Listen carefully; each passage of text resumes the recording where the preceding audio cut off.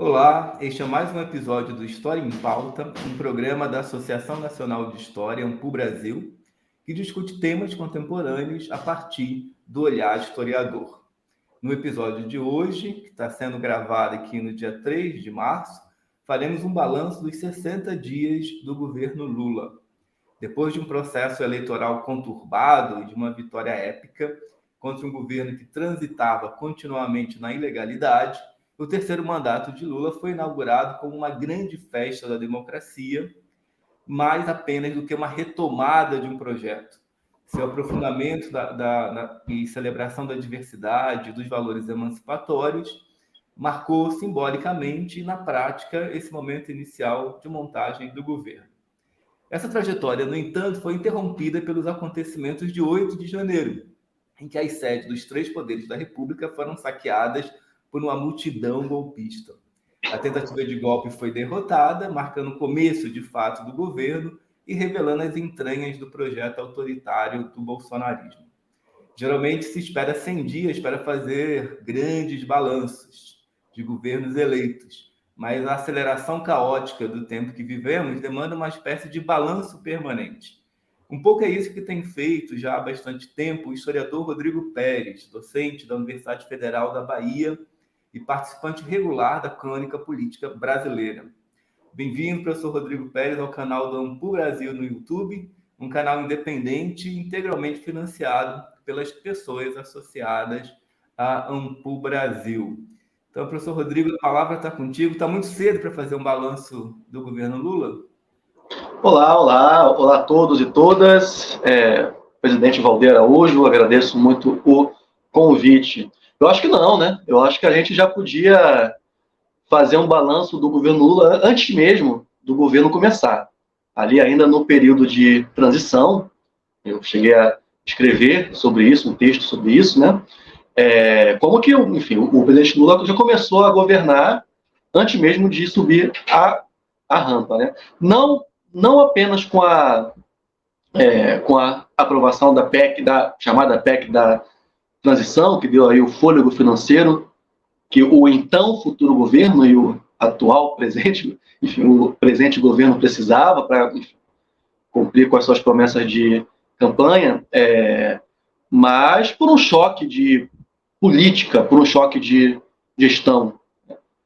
Porque Bolsonaro, e a bibliografia já está muito farta, né, de análises nesse sentido, Bolsonaro nunca foi um presidente, no sentido institucional do termo, né? Ele sempre foi um presidente fraco, o que não quer dizer que ele seja uma liderança fraca, né? Ele era forte como um agitador, né? Um agitador fascista, lá nos termos do Adorno e do Hockenheim, mas fraco como alguém que maneja a instituição. E o Lula é o exato contrário disso, né? O Lula circula pela institucionalidade com muita elegância, com muito à vontade.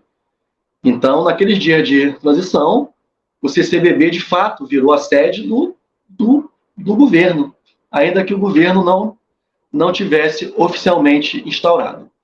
Então, Valdir, eu acho que a gente tem muita coisa para conversar nesses 2 meses, né? Até porque esses 2 meses, nessa aceleração constante, atualista, para usar aí a categoria tão cara a você e ao nosso colega Matheus Pereira, esses 2 meses poderiam ser 20 anos, né? De tanta coisa que aconteceu, enfim, temos muito o que conversar, sim. Rodrigo, então acho que você traz algo que faz todo sentido, né? O historiador está sempre preocupado em saber quando as histórias começam, né? A gente sabe que é um gesto tanto quanto artificial, mas que diz muito da história que a gente vai contar. Então, de fato, parece que o governo Lula começa com essa conclusão mesmo do processo eleitoral, a montagem do governo de transição. E só para a gente ser direto ao ponto, acho que todo mundo está muito ansioso, né? Principalmente ouvindo de você, que, como eu disse, tem feito a crônica da vida política brasileira há muito tempo, não é?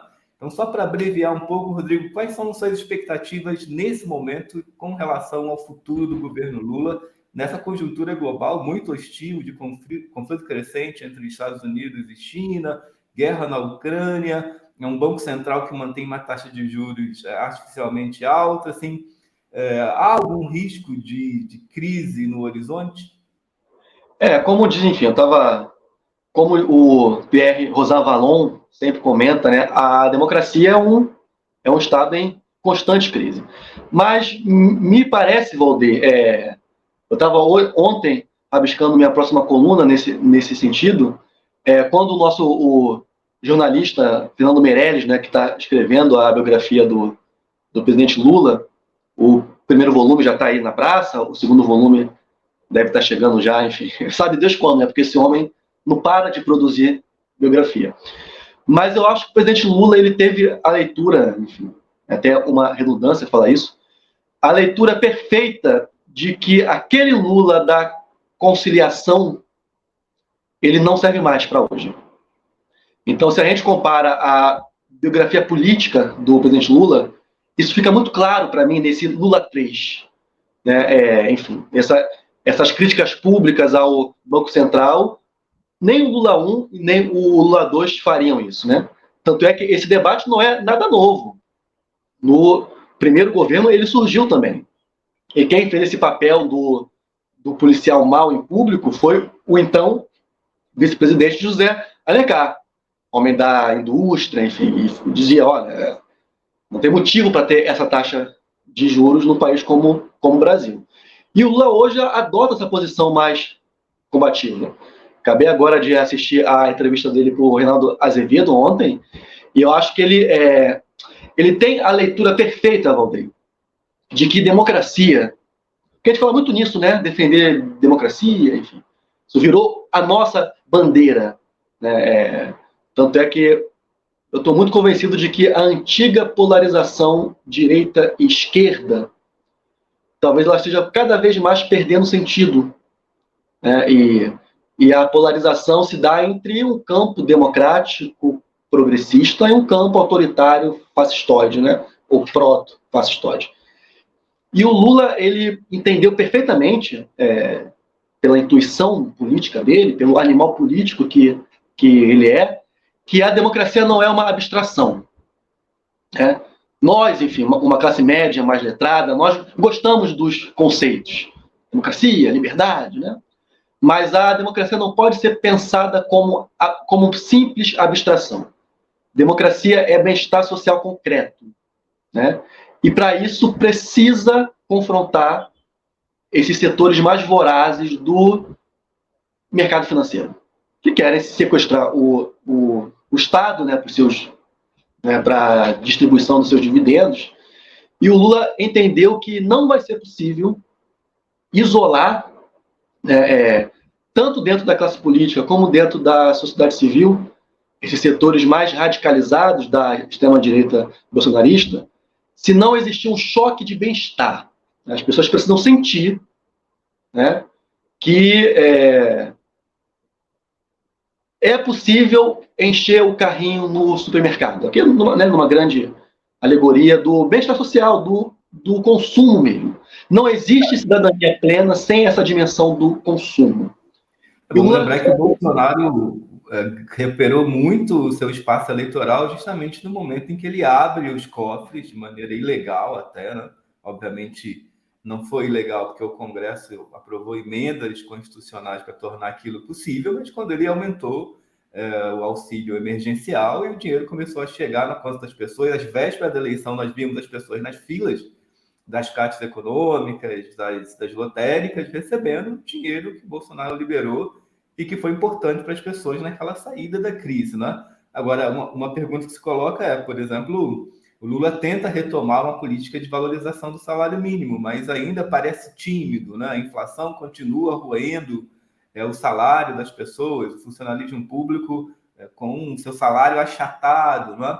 Então, uma das questões que se colocam é até quando vai, talvez, essa sensação para a sociedade de que até quando vai o prazo de validade dessa boa vontade inicial com o governo. E até que ponto, Rodrigo, aí para uma outra parte da opinião pública, o 8 de janeiro, né, quando revela de fato o caráter violento daquela base bolsonarista, não ajudou também o governo Lula a se colocar de maneira mais decisiva, ou seja, como se não tivesse mais adversário num campo do centro, né?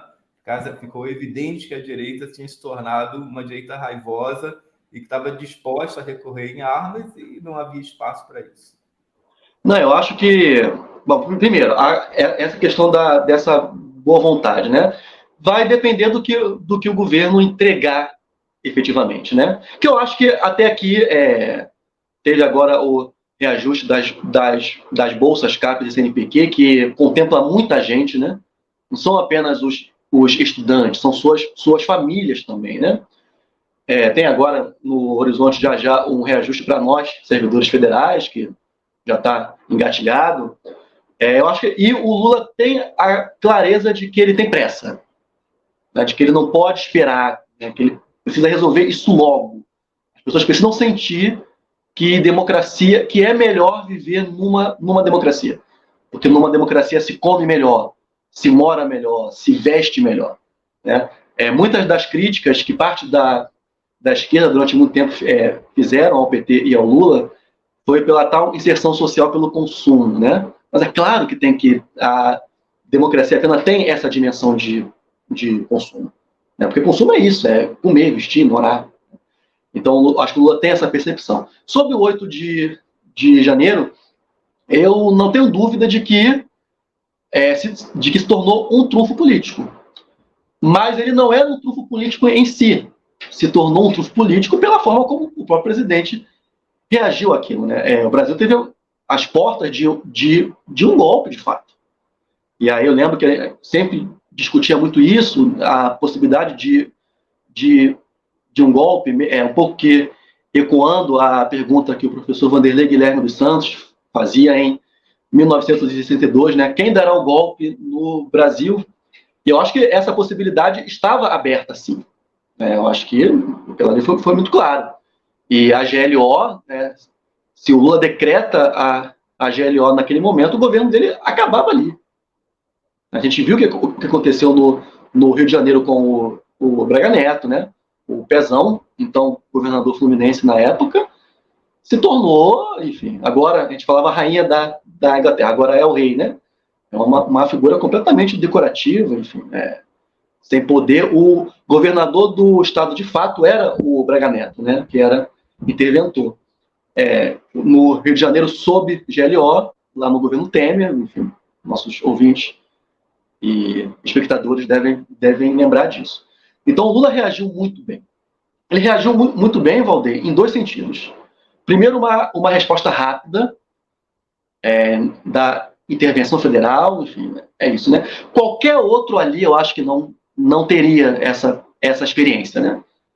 A intervenção federal afastou o governador, que não votou até agora está intentando uma CPI, né, lá na Assembleia Distrital, enfim, comandada pelo Chico Vigilante, deputado do PT.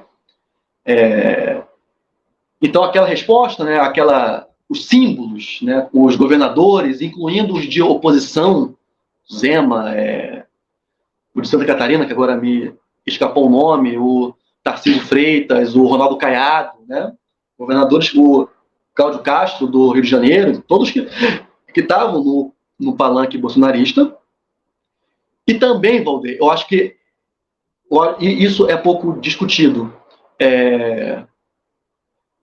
O Lula entendeu também que ele não podia ficar refém dessa agenda. Aconteceu o golpe, aconteceu a quebradeira, que pega muito mal em grande parte da opinião pública. O povão em si não gosta desse tipo de coisa, né? Não gosta quando a esquerda nunca fez algo assim, né? Tão agressivo. Mas o povão não gosta quando está voltando para casa e a rua, por exemplo, está tomada por um protesto de estudante ou de professor. O povo não gosta, porque atrapalha o dia a dia, atrapalha a rotina, né?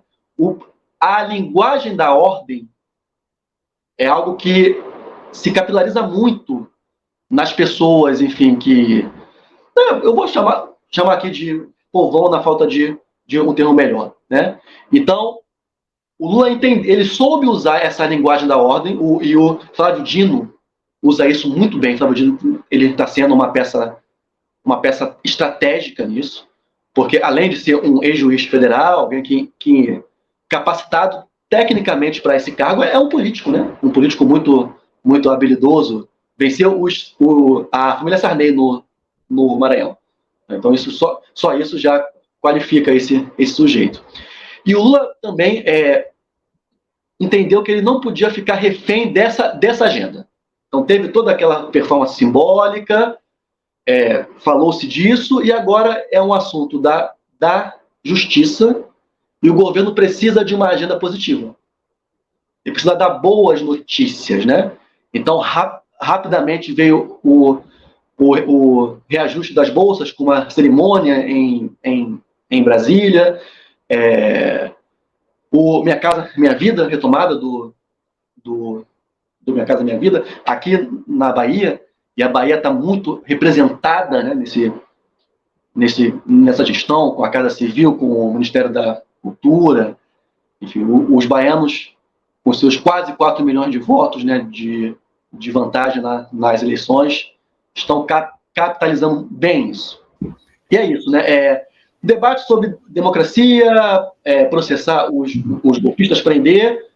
Claro que o presidente fala disso, óbvio, mas isso é com o Supremo Tribunal Federal, sobretudo na figura do ministro Alexandre de Moraes, e com o Ministério da Justiça, do Ministério Público, né? Eles cuidam disso, da investigação, do processo, da atividade policial.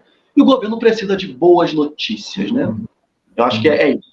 Não dá para ficar refém disso também, porque senão vai ficar falando para essa bolha, né? Para eles, que a democracia, isso que somos nós. E as pessoas precisam comer, direitos trabalhistas, né? Lula está muito preocupado com os trabalhadores precarizados, né, sem direitos. Eu sei que vocês têm uma pesquisa sobre isso, sobre essas percepções. Então eu acho que não é exatamente otimista, mas eu acho que nós estamos nas melhores mãos possíveis, né? Vou tentar, talvez. Não, com certeza. Nisso, eu acho que quase todos nós concordamos do Lula como um grande operador da velha política. E a velha política, ela tem muita força ainda, principalmente quando você faz ela a partir do Estado, né? Mas a questão que eu vou te colocar agora é até propor um deslocamento da nossa periodização. Uma velha política, mas eu vou pegar uma categoria só, atualizada também. Você vê que não é mais a mesma coisa, né? Então, está muito atento. É exatamente isso, Rodrigo. Assim, vamos começar essa história em 2013. Né? Autores clássicos das jornadas, como Marcos Nobre e vários outros, apontavam que uma das estruturas que produziu 2013, e depois também as outras manifestações de rua, né? O caminho que se abriu para a antipolítica, enfim, uma das estruturas disso teria sido o distanciamento do Partido dos Trabalhadores, da juventude, a dificuldade do PT de criar novos quadros políticos, de se renovar, de se aproximar de novas agendas, né? E aí, quando nós falamos de novas agendas, as agendas que no passado se chamavam de identitárias, hoje a gente tem evitado essa expressão, digamos, mas as agendas que procuram colocar no debate político o aprofundamento da democracia, dos direitos humanos, do respeito à diversidade, enfim. Até que ponto o Lula negociou bem com essas novas agendas, até que ponto o novo governo Lula reconhece essas novas agendas, e até que ponto o PT fez isso. E, novamente, a gente chegamos no debate o que é o lulismo, o que é a capacidade do Lula navegar nessa nova conjuntura política nas suas realidades múltiplas, e o que é a capacidade do PT, enquanto um partido, e certamente mais do que nunca o principal partido hoje do jogo político, de navegar nesse novo cenário da política brasileira e global. Eu acho que tanto o Lula como o PT, eu acho, enfim, a tese do Marco Nobre, né, da democracia blindada, da democracia interditada, do PMDBismo, eu acho que ela explica parte desse problema. que também tem algo que é geracional, que é global, que é o próprio esgotamento das instituições mediadoras da democracia liberal. Acho que se a gente quiser ir nas profundezas, né, dessas crises democráticas contemporâneas, que apesar de cada país ter as suas especificidades, você vê que que tem elementos muito em comum. Você pega a Venezuela com agora o Maduro, o México com o Obrador, que está agora tentando, né, mexer na própria Suprema Corte, os Estados Unidos com Trump, enfim, a Hungria, a Polônia, o Brasil, que talvez seja o caso mais paradigmático, né, pelo tamanho do país. Eu acho que o que a segunda década desse século mostra para o mundo é exatamente o esgotamento das instituições mediadoras da democracia liberal representativa e uma demanda à direita e à esquerda, né? Os Le Pen já estão discutindo isso na França desde os anos 90. Uma demanda por uma participação direta, né? Por uma democracia total, né? Como o próprio Le Pen pai, né? O Jacques Le Pen falava, uma democracia total. Né? O que seria uma democracia total? Seria aquela que o povo participa, é claro que essa categoria povo está sempre sendo disputada, independente das instituições mediadoras, que são tidas como corruptas, enfim, né? Então isso ecoou bastante à direita e à esquerda também. Tem aquele livro muito bom do Jacques Rancière, O Ódio à Democracia, que é um livro cuja edição francesa é de 2014, né? Quer dizer, onde ele estava debatendo, olha, que é o velho debate, né? O dilema da representação. O Tocqueville já falava disso no próprio século XIX. Então, é isso. A indeterminação da democracia liberal representativa, ela sempre esteve dada. Então, a segunda década desse século, ela leva isso ao extremo, com projetos de esquerda e de direita que questionam isso. Então, acho que 2013 se insere nesse quadro geral. Claro que existem as especificidades brasileiras, né? Por exemplo, que eu acho até mais relevantes, Valdir, do que essa questão que você colocou. Uma semântica de interpretação do Brasil. Eu tenho um artigo na revista Anos 90 sobre isso, fundada num certo conceito de corrupção, numa certa apropriação desse conceito, né? Corrupção, como todo conceito político, é polissêmico. O seu sentido é aberto, é sempre sendo disputado. E aí, naquele momento, as obras da Copa, enfim, uma situação de mal-estar social, e eu volto nesse ponto, né? Muito grande em metrópoles como Rio, São Paulo. E aí, enfim, acabou que deu aquilo tudo. Não que essa questão do PT, naquele momento, não está sensível à questão da diversidade ou do meio ambiente, né? A gente vai lembrar aqui como que Marina Silva sai do governo Lula, naquela briga com o Maggi, enfim, com o agronegócio e com a Dilma, né? A Dilma nunca foi sensível a essa agenda. Mas também era uma agenda que não era tão forte à época, como é hoje. Então, sim, teve esse aspecto, né, das pautas moleculares, né, lá que o Agamben fala, mas eu acho que a grande questão foi essa. Foi um esgotamento em escala global das instituições mediadoras da democracia liberal representativa. E agora, o que coloca, né, para esses projetos de restauração democrática, Lula, Biden, né, apesar de na Argentina isso não ter chegado nesse ponto com o Macri, mas é uma questão também posta lá, que o Fernandes está tendo muita dificuldade, né, de recuperar isso, que eu acho, o que se coloca agora e o que a gente faz? Simplesmente reconstrói a credibilidade dessas instituições? Não sei se é apenas isso, né? Se trata apenas de uma marcha ré. Eu acho que passa, sim, estou muito convencido disso, por confrontar a dimensão mais rapina do capitalismo financeiro. Porque não se pode falar em bem-estar social concreto sem isso, né?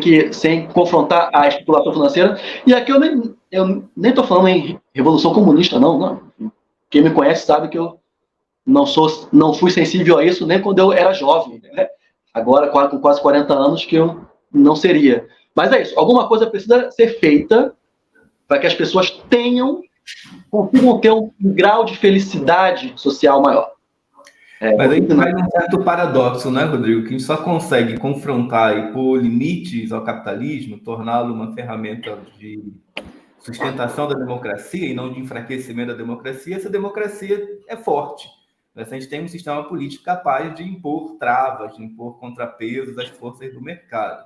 Parece que o Lula entendeu isso, né, até porque pela trajetória dele, né, ter sido processado num lawfare, numa guerra judicial completamente injusta, movida por uma máquina de propaganda que contou com a cumplicidade da grande imprensa. Então, acho que nenhum personagem, talvez da história mundial recente, sofreu tão diretamente da sua biografia os efeitos que a gente chama genericamente de fake news, ou de como o sistema da comunicação pode facilmente ser usado por grupos políticos e ser distorcido por esses grupos, do que o Lula. E ele recentemente tem falado que ele quer produzir uma cruzada contra a fake news globalmente, que a luta não é só brasileira, é uma luta global. E ele tem razão, porque, embora o Biden tenha derrotado o Trump na última eleição, as estruturas da desinformação, que são muito fortes na sociedade americana, continuam intocadas, né? Muito mais do que no Brasil. Acho que pós 8 de janeiro, as consequências no Brasil e a agilidade, talvez o Moraes tenha sido muito importante nisso, né? Para impor limites a algumas estruturas da desinformação, foi muito mais eficaz do que no modelo norte-americano, e hoje corre um risco muito grande do Trump voltar na eleição do ano que vem nos Estados Unidos. E no nosso cenário, o Bolsonaro parece bastante desestruturado, né? Mas como você, até como historiador, né, como alguém que de algum modo se coloca como um sujeito desse circuito de informação, vê a nossa capacidade como sociedade de fato enfrentar as estruturas da desinformação. Eu acho que passa por dois aspectos, né? Por aquilo que alguns estudiosos da comunicação social chamam de letramento digital, né? Ensinar as pessoas, né? Enfim, a gente tem experiências. Eu lembro do meu pai, por exemplo, um homem do povo, né? Um homem, né? Em 2018, falando que estava tendo fraude na urna por um vídeo na internet, você via, né? E hoje ele já é capaz, né, de, não, peraí, né? Isso aqui tá estranho. E vai ao Google, pesquisa. Eu acho que isso vai aprendendo também. As pessoas vão aprendendo a lidar com isso. E a nossa função como multiplicadores é colaborar para isso, na medida que a gente vai aprendendo também.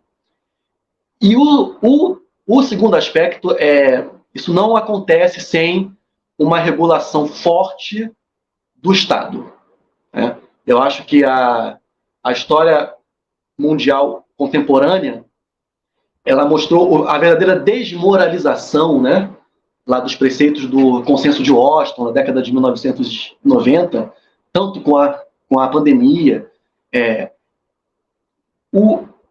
O Estado democrático, claro, o Estado nacional democrático, precisa ter instrumentos legais para isso.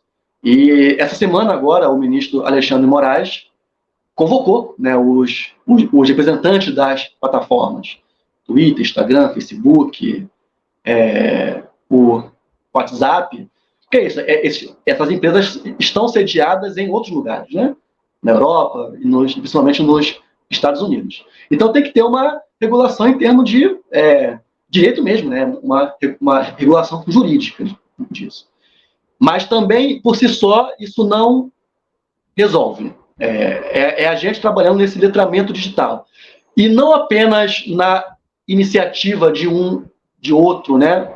Você fazendo isso. Eu acho que a própria Ampul, nessa atual gestão, tomou para si esse protagonismo, né, de coordenar isso. Né?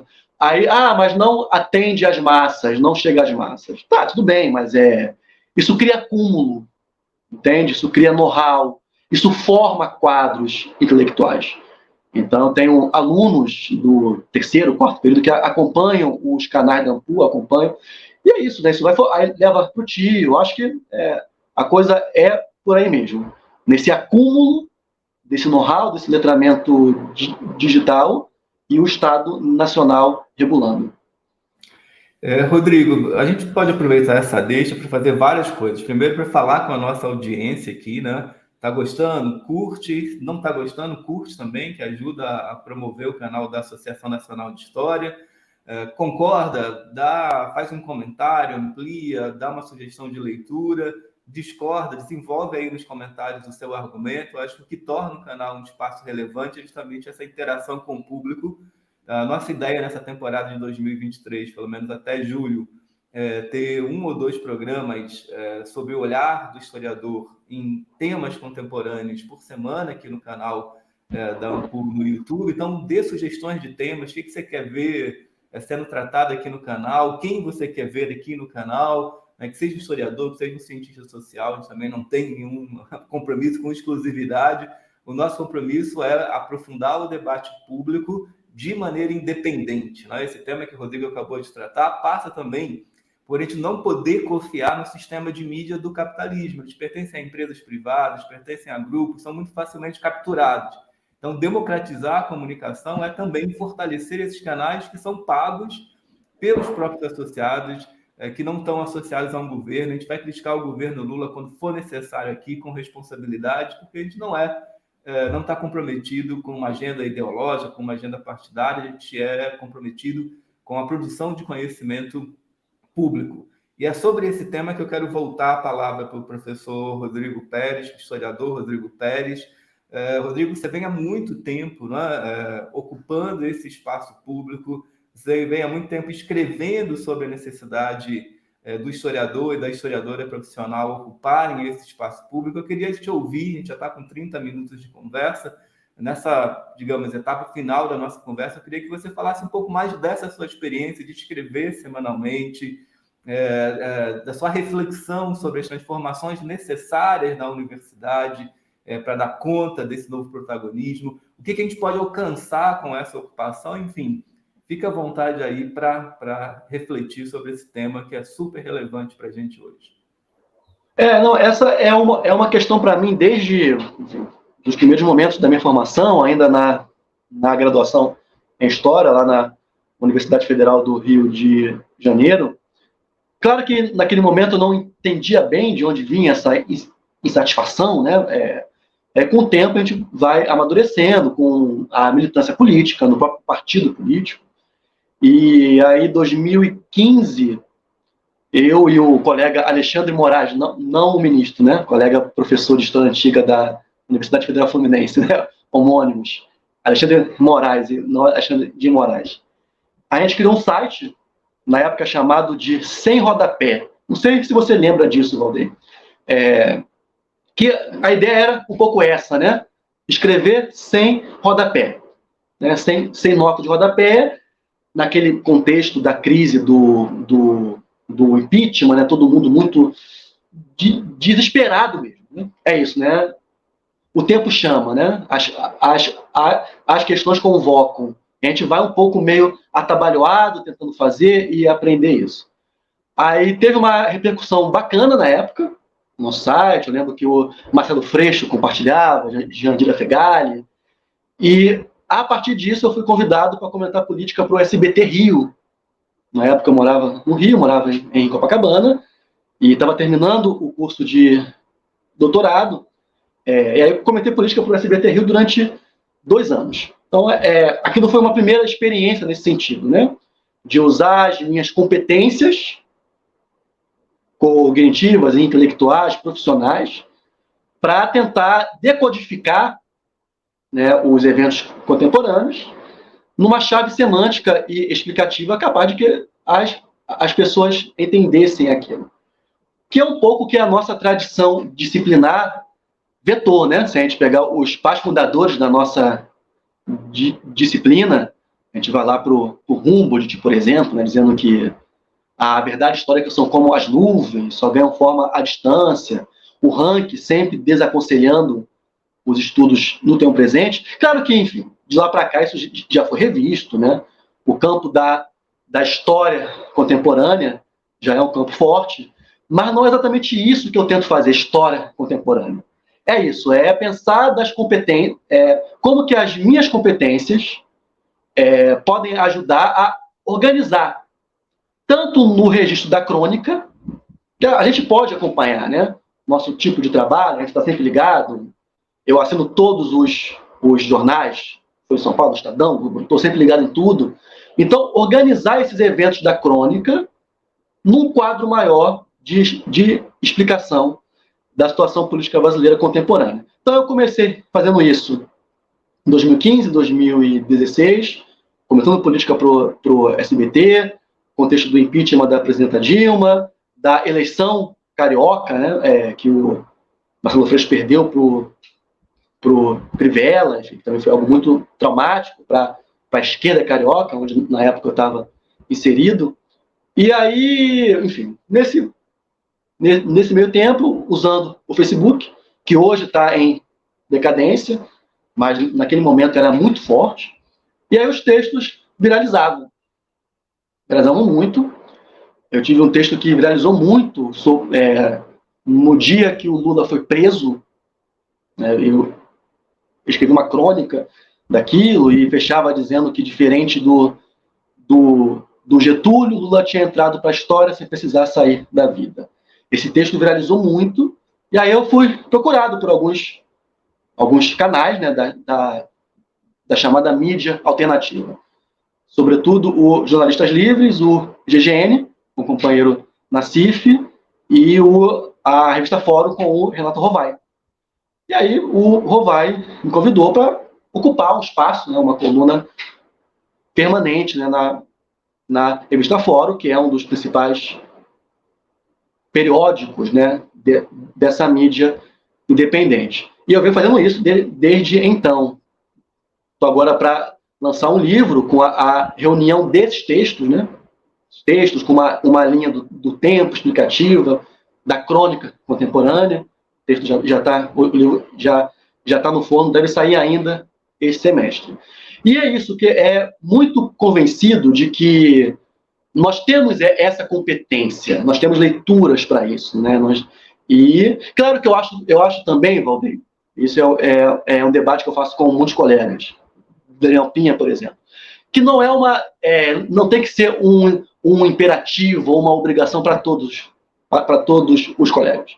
Alguns têm esse know-how e essa vocação, não sei se esse é exatamente o termo, e outros não, outros fazem outras coisas bem, né?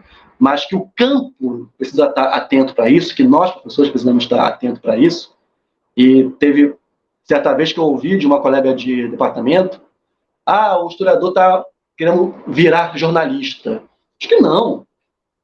Eu acho que nós temos que ocupar esse espaço, temos competência para isso, temos leitura para isso. E existe uma demanda social.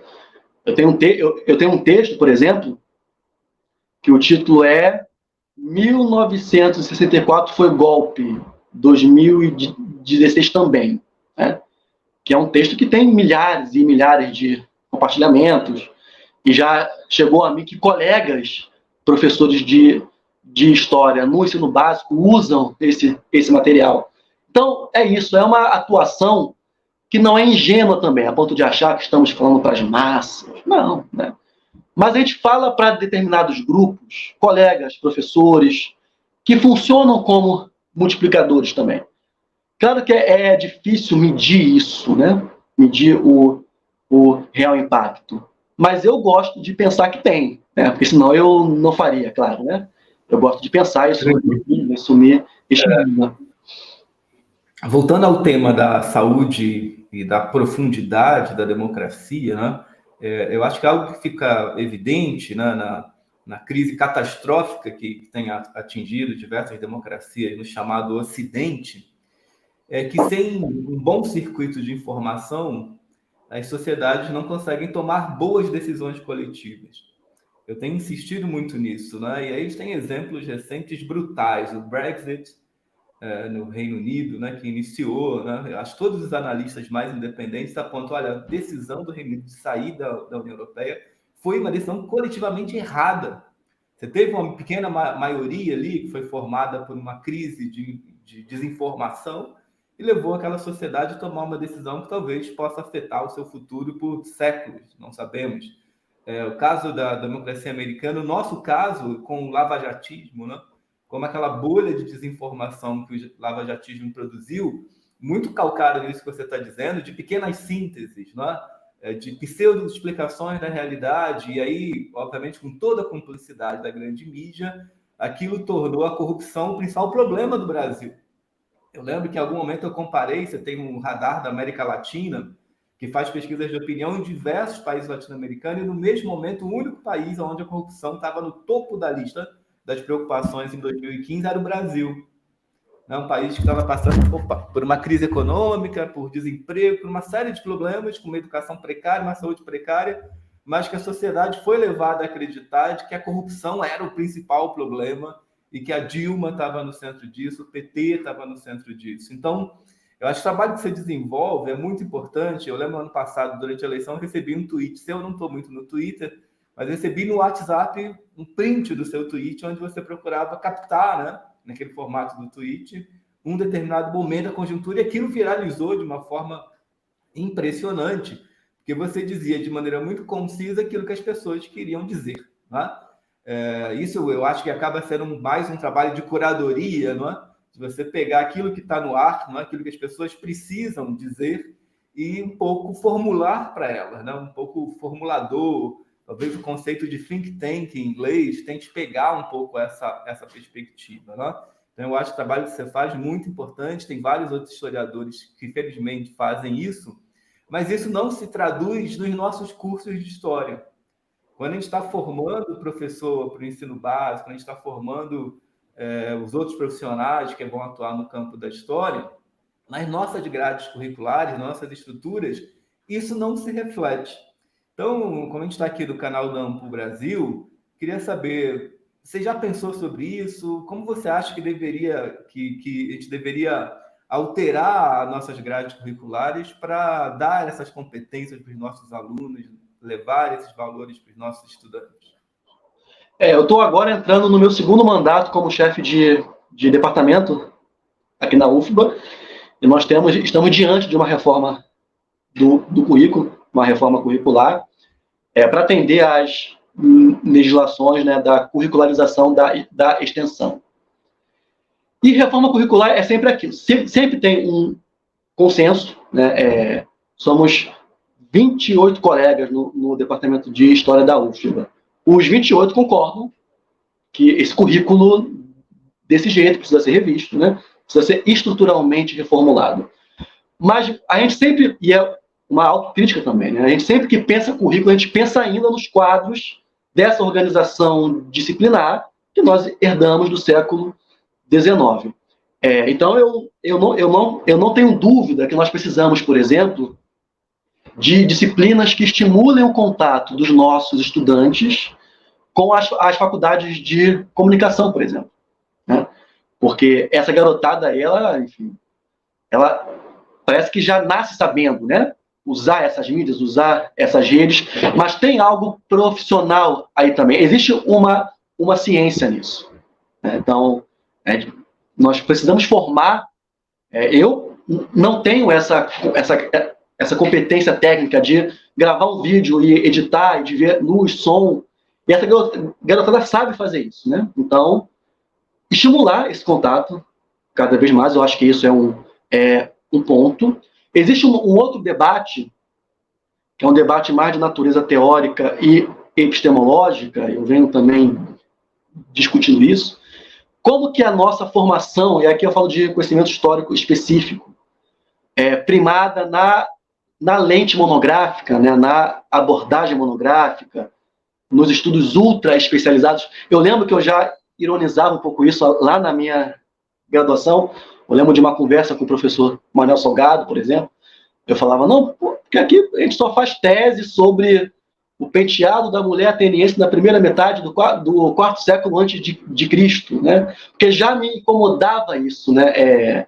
A ultra especialização, trabalhos muito monográficos. Então, gente, como que você forma quadros capazes de intervenção pública nessa cultura epistemológica, né? Que é isso, toda essa atuação pública, ela demanda uma certa capacidade. O Jurandir Malherba vem falando muito disso também, da síntese, né? O que explica é a síntese, a capacidade de pegar esses vários elementos e construir em poucos toques, né? Em poucos caracteres, algo que tem alguma força semântica. E eu acho que a reforma curricular ela é importante, claro.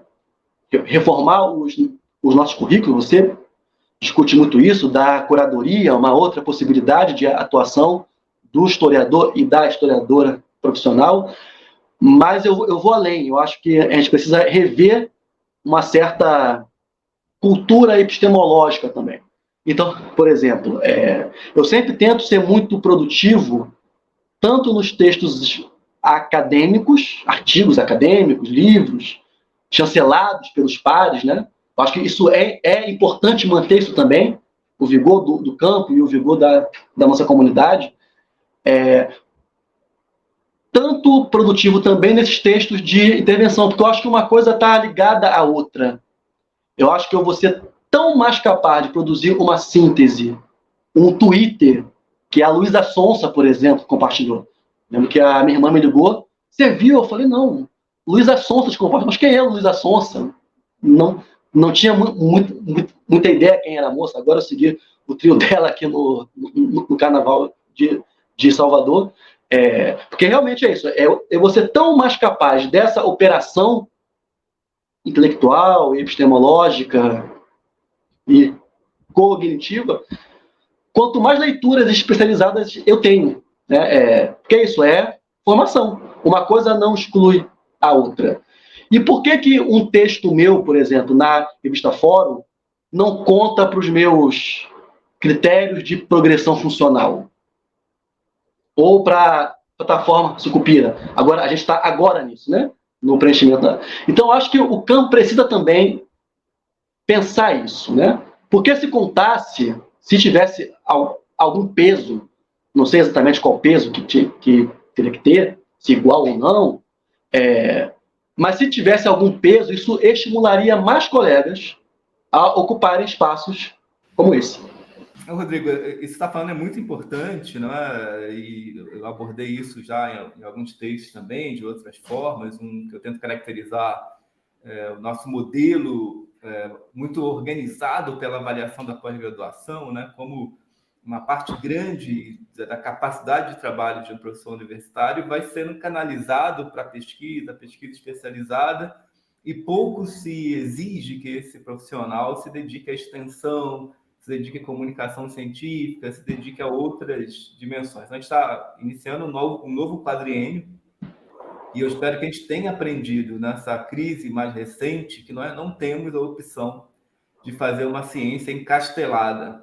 A gente não pode fingir que a democracia é uma conquista absoluta e que haverá sempre governos que vão compreender a importância da ciência e vão permitir que alguns eleitos se dediquem exclusivamente a fazer pesquisa científica na famosa Torre de Marfim, que nós precisamos estruturalmente assumir a responsabilidade pela comunicação pública da ciência. Então, isso envolve mudar a avaliação da pós-graduação, envolve criar estruturas públicas, né? Eu acho que o governo Lula tem essa oportunidade de criar canais públicos, de criar editais para financiar esses comunicadores, desde comunicadores populares até comunicadores acadêmicos. Então, tem muita coisa para fazer nessa seara. Bom, Rodrigo, a gente está chegando aqui ao fim da nossa conversa, pelo menos dessa, acho que teremos outras conversas aí ao longo do semestre, quem sabe para avaliar 100 dias, 150 dias do governo Lula, ou qualquer outro episódio relevante que a gente possa dispor da sua presença aqui. Então, suas palavras finais aqui para a nossa audiência. Não, contem sempre comigo, eu sempre participo com muito entusiasmo e alegria, enfim, desses eventos organizados pela nossa associação de classe, né, pela nossa associação corporativa. E é isso, só as últimas palavras, eu acho que não tem dia desde outubro, que eu não pare para pensar o tamanho daquela vitória. Tamanho daquela vitória, colossal, assim, contra o Estado brasileiro, contra a burocracia civil e militar do Estado brasileiro. E como foi por muito pouco, né? Sempre penso nisso, como seria se o Bolsonaro tivesse vencido? Eu acho que a gente não ia aguentar mais 4 anos. Fisicamente mesmo, sabe? O corpo não ia aguentar. Então, foi uma vitória nossa, coletiva. Eu tenho certeza que grande parte dos colegas que estão nos acompanhando se engajaram, né, nessa que era uma questão de vida ou morte para a nossa geração. Então, parabéns para nós e sigamos frente, que eu acho que os horizontes são melhores do que eram no ano passado, por exemplo. Rodrigo, até em homenagem ao seu trabalho, eu vou finalizar aqui lendo o seu tweet que foi compartilhado pela Luísa Sonsa, isso é importante. É um tweet de 22 de setembro de 22, e você dizia o seguinte: não precisa fazer o L, não precisa comprar a toalha e sair por aí enrolado nela, precisa nem gostar do Lula. Basta você ter a clareza de que Bolsonaro significa o ódio, a violência, o atraso. Aí, sozinho, com a urna, você colabora para que comecemos a sair desse inferno. Eu acho que nesse breve tweet, né, que é uma síntese da conjuntura, você captou muito o desejo de um certo setor do centro da sociedade, que não era lulista, mas que precisava de entender por que tinha que votar no Lula, isso em setembro, ainda no primeiro turno, né? Quem sabe se mais gente tivesse entendido isso, a gente não teria que ter passado pelo segundo turno. Mas, enfim, como você disse, foi uma vitória histórica importantíssima. Então, termino aqui mandando um abraço a todos que têm nos assistido, reforçando essa necessidade de vocês compartilharem, comentarem, criticarem, vocês fiquem super à vontade. Eu tenho certeza que o Rodrigo eventualmente ele entrará aí no nosso canal e vai responder aos comentários que vocês fizerem. E até o próximo História em Pauta.